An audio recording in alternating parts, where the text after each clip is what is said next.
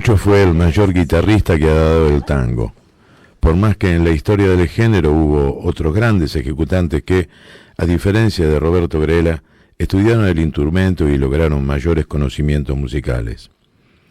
Él pertenecía al grupo de guitarristas que tocaban de oído y que fueron formándose artísticamente en el trabajo cotidiano, perfeccionándose por su propio talento y por el contacto con otros músicos.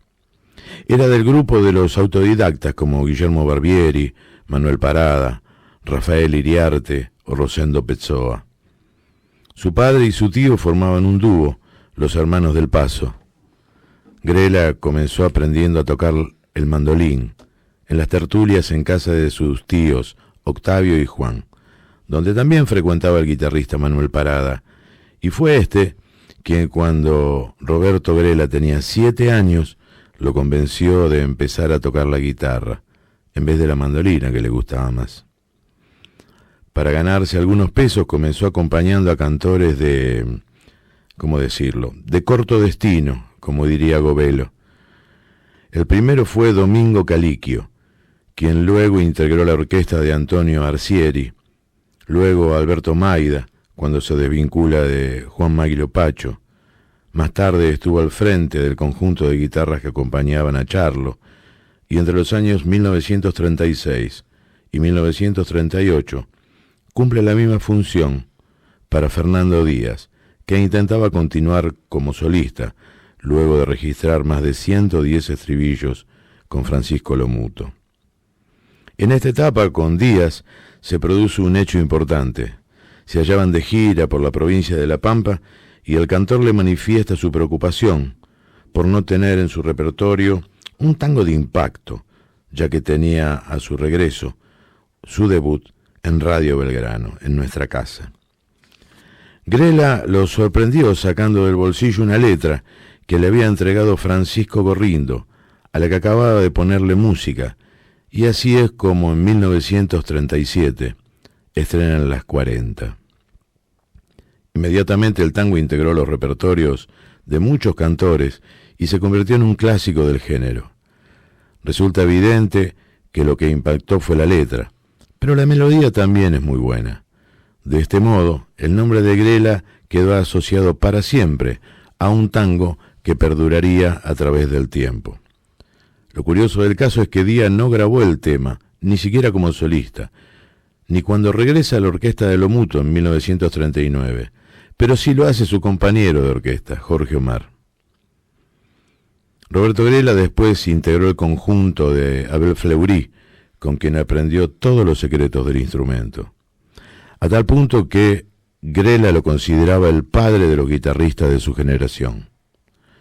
Duró poco con el folclore y buscó nuevos rumbos, por ejemplo el jazz, que en esa época era muy popular en los bailes junto con el tango, llegando a tener su propia agrupación sincopada, los American Fire.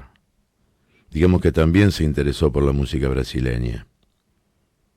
Vuelve al tango por invitación de Aníbal Troilo Pichuco, quien junto a Cátulo, autor del guión, estaban a punto de estrenar la comedia musical El Patio de la Morocha, en el entonces Teatro Enrique Santo Discépolo, hoy el Teatro Alvear. Era 1952 y Troilo, que encarnaba a Eduardo Arolas, pensó en Grela para que lo acompañara en la ejecución de La Cachila. La versión hizo estallar al público, que pidió un par de bises, y volvieron a ejecutarlo. Era el único tema que tenían ensayado. Sin pensarlo, se estaba conformando el cuarteto Troilo Grela, porque de inmediato el sello Teca le propuso grabar. Al dúo se agregó el guitarrón de Edmundo Porteño Saldívar y el contrabajo de Quicho Díaz. Más adelante Eugenio Pro reemplazó a Díaz y Ernesto Báez a Saldívar, y agregaron la guitarra de Domingo Laine. Es Roberto Grela el que conmueve a Troilo para que le dé lo mejor de sí, y es Pichuco el que provoca en Grela un clima profundo y de gran sentimiento. Con el tiempo, Roberto Grela hace una experiencia similar con Leopoldo Federico, y se descubre que ya no era el mismo, que le faltaba a Pichuco. Pese a la superior técnica de Leopoldo, Pichuco era Pichuco para Grela. Ferrer nos cuenta, Roberto Grela fue un artista de sensibilidad exquisita y rara capacidad musical. Asimiló el instrumento, el fraseo brillante y ligado a la tradición bandoneonística. Pero escuchemos ahora aquel famoso tango, La Cachila, en la versión de Grela y Pichuco.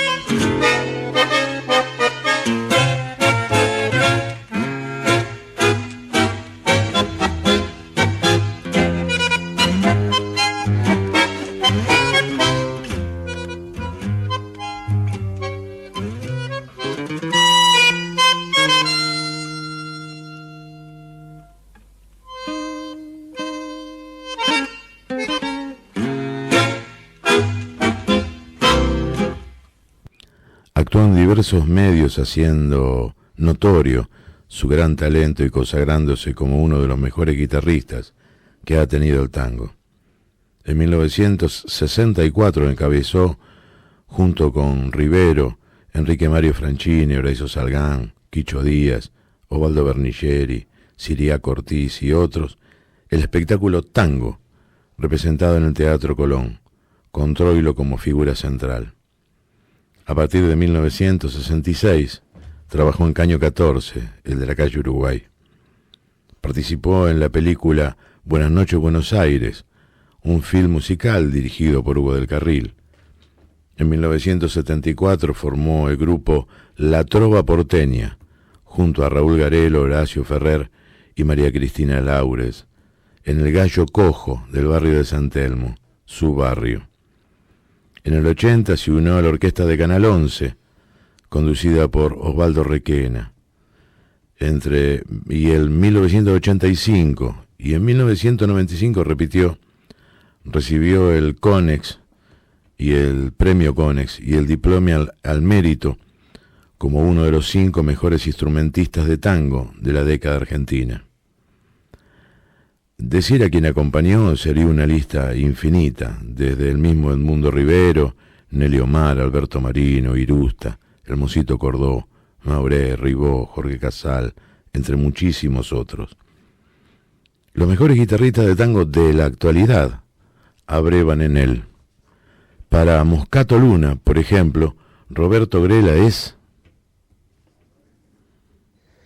Y Roberto Grela, para mí, como guitarrista, creo que es una persona que en el lenguaje del tango eh, supo ser diferente con un dialecto, con una forma de expresarse, ¿no? O como un acento, en una provincia. Entonces, para un guitarrista es muy difícil lograr eso. Que lo identifiquen con su sonido o su forma de decir.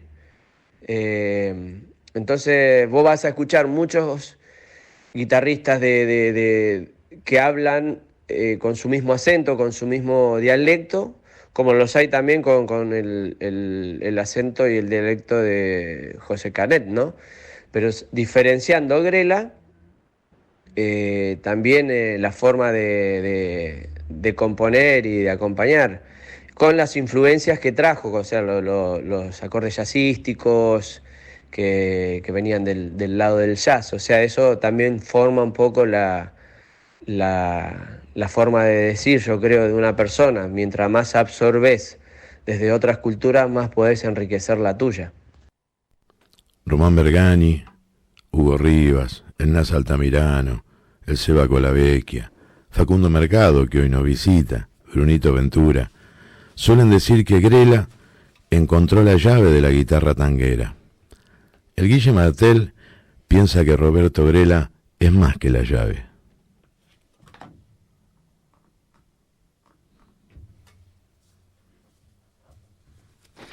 Hablar de Roberto Grela es hablar de un gigante, es como estar parado frente a un rascacielo, donde vos te paras en la puerta, lo mirás y ves que es grande, pero no te das cuenta cuán alto y cuán grande es. Y a medida que tomas distancia y vas viendo en perspectiva, te das dando cuenta de la inmensidad de este artista, de este guitarrista y de este músico, que creo que cambiaron la historia de la guitarra en el tango. Así como Paco de Lucía lo hizo en el flamenco, así como lo hizo Django Reinhardt en la guitarra de jazz, creo que Roberto Grela es un antes y un después en la guitarra de tango, en la música y en la guitarra en sí misma. Creo que nos inspiró a todos los que vinimos después, es la referencia, es el faro, inventó todo lo que usan los guitarristas de tango hoy, ya lo hizo Grela en algún momento. Y es una fuente de inspiración infinita. Cada vez que uno busca inspiración va ahí y uno va a la fuente y sabe que siempre va a encontrar algo que va a iluminar el camino hacia adelante. Si buscan en internet encontrarán que Roberto León Grela había nacido en Buenos Aires el 28 de junio de 1913 y que murió el 6 de septiembre de 1992. Había nacido en la calle Cochabamba, 773, del barrio de San Telmo, en esa época un barrio pobre del sur. También dirán que fue un guitarrista y compositor argentino de tango. Pero no encontraremos en internet el cariño con que los músicos jóvenes, sus discípulos, hablan de él. Hola amigos de la radio, mi nombre es Román Bergagni. Qué difícil hablar de Grela, hay tantas cosas para decir de él. El gran maestro de la guitarra. Bueno, tal vez para mí, uno de los músicos más importantes de la historia argentina, un creador de un estilo, como compositor, como intérprete, como arreglador, en todo funcionó increíble, hizo escuela Y bueno, y en mi caso y en el de tantos otros que seguimos su línea, su escuela de tocar, tan sencilla parece por momentos y tan compleja, y bueno, su famoso sonido de púa, inigualable, y no sé, para mí, quiero ser lo más objetivo posible, me cuesta porque lo admiro demasiado, y, y ese es mi mensaje con respecto a Grela. Es lo más grande, hay que seguirlo, hay que seguir aprendiendo todos los días de él. Les mando un abrazo. Tampoco encontrarán en las redes lo que decía Román, eso de tocar con púa, plecto de carey, la púa, que muchos criticaron. Nada dirán de su sonido, que fue único, que provoca placer y como ningún otro nos conmueve espiritualmente, desde aquel joven Troilo hasta hoy. Moscato Luna dijo que era como un dialecto. ¿Cómo sería eso del dialecto, Moscatito? Claro, vos fíjate que lo que el tipo hace es justamente eso, forma un dialecto, y que en esa región se habla ese dialecto. Hay un montón de guitarristas que tocan con esa onda.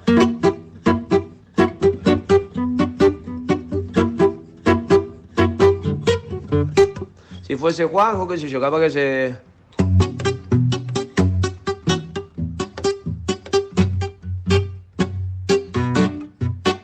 Si fuese una guitarra de agarre, capaz que hace...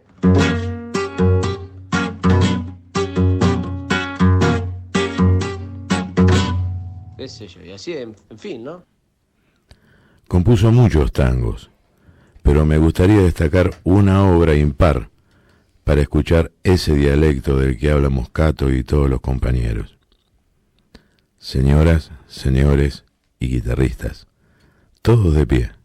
Roberto Grela interpreta a San Telmo.